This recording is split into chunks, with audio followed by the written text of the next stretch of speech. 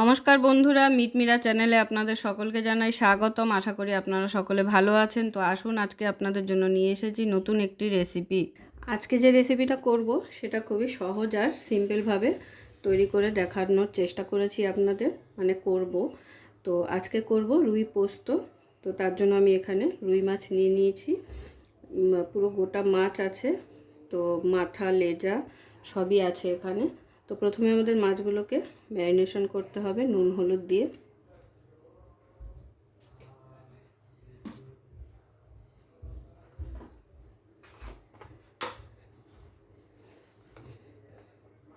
দিয়ে দিচ্ছি হলুদ গুঁড়ো,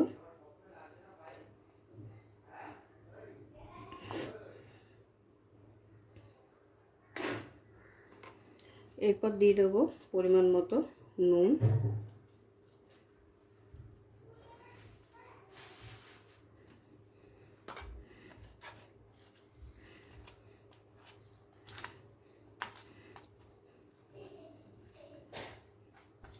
তো মাছগুলো নুন হলুদ মাখিয়ে নেওয়া হয়ে গেল। এবারে মাছগুলোকে একটু ভেজে নেব। এগুলো ভাজার জন্য এখানে একটা কড়াই নিয়ে নিয়েছি আর গ্যাসটাকেও ধরিয়ে দিলাম। তো কড়াই কিন্তু আমার গরম হয়ে গেছে। কড়াইতে এবারে দিয়ে দিচ্ছি সর্ষের তেল। তো তেলটা কিন্তু গরম হয়ে গেছে। মাছ ভাজার সময় যাতে মাছটা না ছেটকায় তার জন্য তেলের মধ্যে দিয়ে দিচ্ছি সামান্য পরিমাণ একটু হলুদের গুঁড়ো। এটা কিন্তু একটা টিপস, এটা কিন্তু করলে মাছ কিন্তু ছেটকায় না।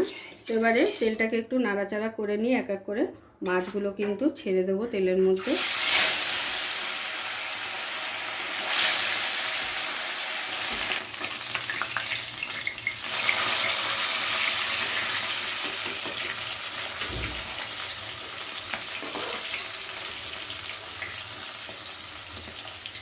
তো বাকি মাছগুলো একইভাবে ভেজে নেব।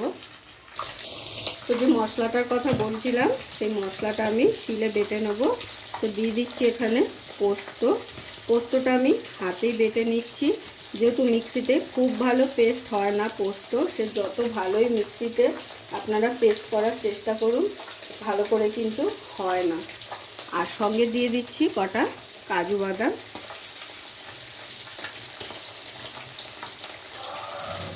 তো একটু জলের ছিটে দিয়ে আমি পোস্তটা বেটে নেবো হাতে।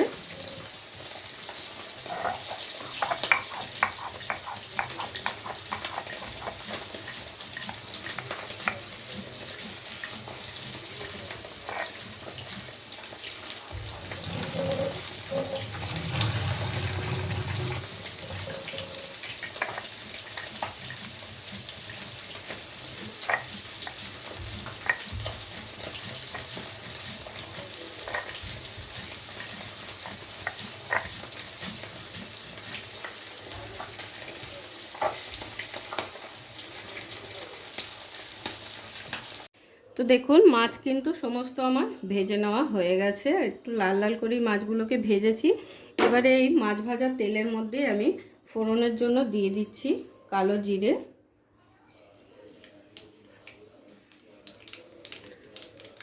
1 টিস্পুনের মতো কালো জিরেটা দিয়ে দিলাম। এবারে কালো জিরেটাকে একটু হালকা নাড়াচাড়া করে নিয়ে এতে দিয়ে দেবো পেঁয়াজ কুচি।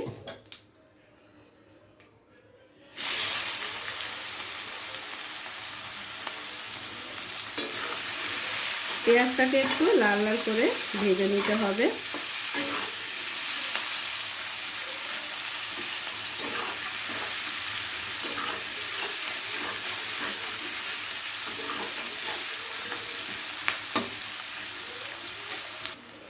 পেঁয়াজটা যখন এরকম লাল লাল করে ভেজে নেওয়া হয়ে যাবে তখন এখানে অ্যাড করে দিতে হবে আদা রসুন বাটা।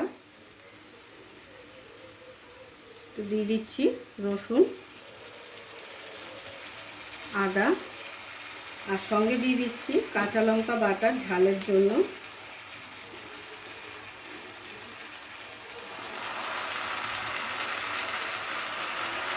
ঝালটা আপনারা নিজেদের পরিমাণ বুঝে দিয়ে দেবেন, যে যেরকম ঝাল খেতে পছন্দ করেন সেই বুঝে ঝালটা দেবেন। কিন্তু এই রান্নাটায় কিন্তু ঝালের পরিমাণটা একটু বেশি লাগে। এবারে পেঁয়াজের সাথে এগুলোকে খুব ভালো করে কষিয়ে নিতে হবে, যতক্ষণে না আদা রসুন কাঁচা লঙ্কার গন্ধটা চলে যাচ্ছে কাঁচা।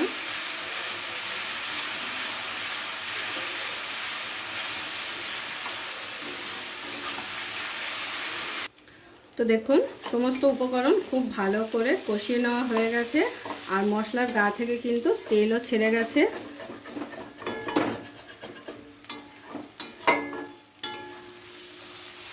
এবারে এখানে অ্যাড করে দেবো টমেটোর পেস্ট।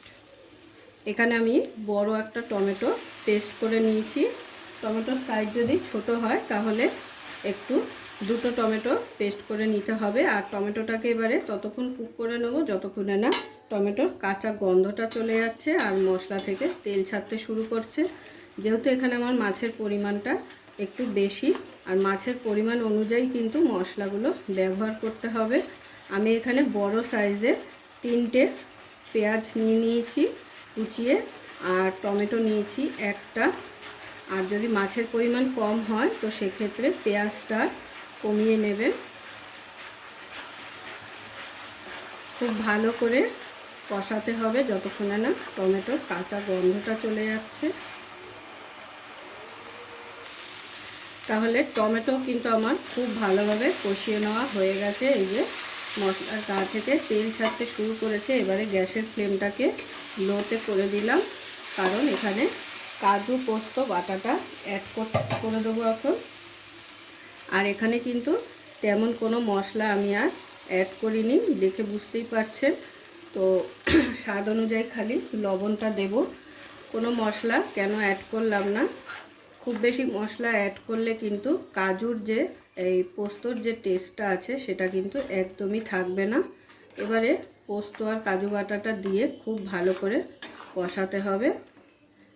দিয়ে দিচ্ছি স্বাদ অনুযায়ী লবণ।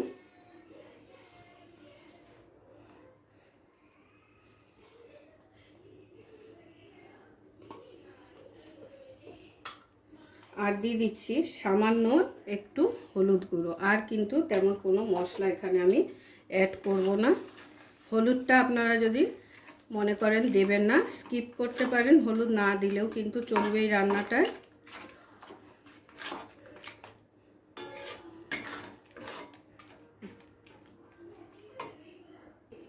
যেহেতু কাজু বাদাম দিয়েছি তো সেই কারণে গ্যাসের ফ্লেমটাকে লোতে করে প্রথমে কিছুক্ষণ কষিয়ে নিতে হবে, তারপরে হাইতে করে খুব ভালো করে কষিয়ে নেবে, না হলে কড়ার গায়ে কিন্তু লেগে যাওয়ার সম্ভাবনা থাকে।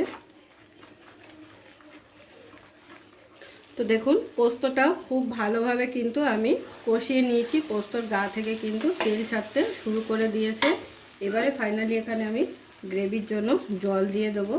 আর গ্রেভির জন্য খুব বেশি জল কিন্তু এখানে দেব না, যেহেতু সেমি গ্রেভি হবে রেসিপিটা, তো সেই কারণে সামান্য পরিমাণ জল দিয়ে খুব ভালো করে মিশিয়ে নেব একবার।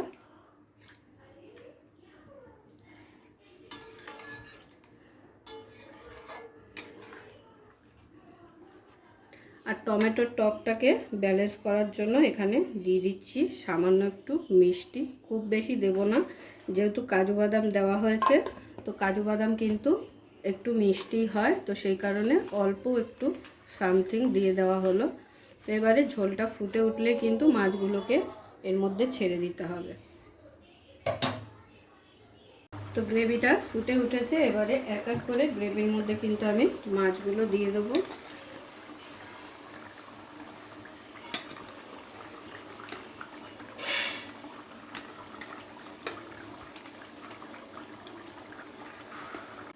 তাহলে দেখুন আমাদের রুই পোস্ত কিন্তু একদম রেডি।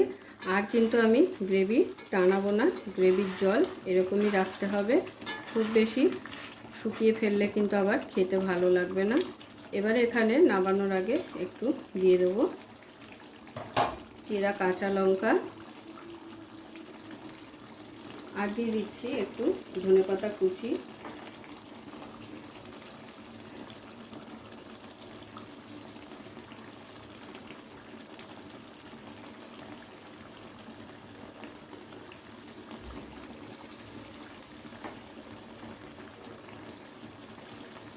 এবারে গ্যাসের ফ্লেমটাকে বন্ধ করে দেবো নাড়াচাড়া করে, তারপরে কিন্তু গরম গরম সার্ভ করে নেব।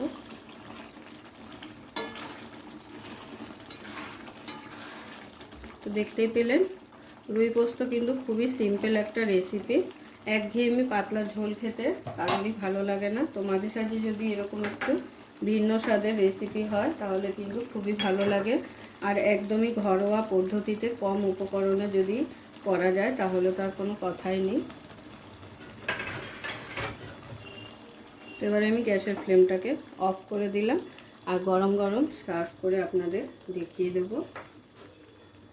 পুরো ভিডিওটা দেখার জন্য সকলকে অসংখ্য ধন্যবাদ। এরকম আরও নিত্য নতুন ভিডিও দেখার জন্য চ্যানেলটি অবশ্যই সাবস্ক্রাইব করে নেবেন আর পাশে থাকা বেল আইকনটি প্রেস করে নেবেন নতুন রেসিপির আপডেট পাওয়ার জন্য। তো সবাই ভালো থাকবেন, সুস্থ থাকবেন। আবারও দেখা হচ্ছে আপনাদের সাথে নতুন একটি রেসিপি নিয়ে।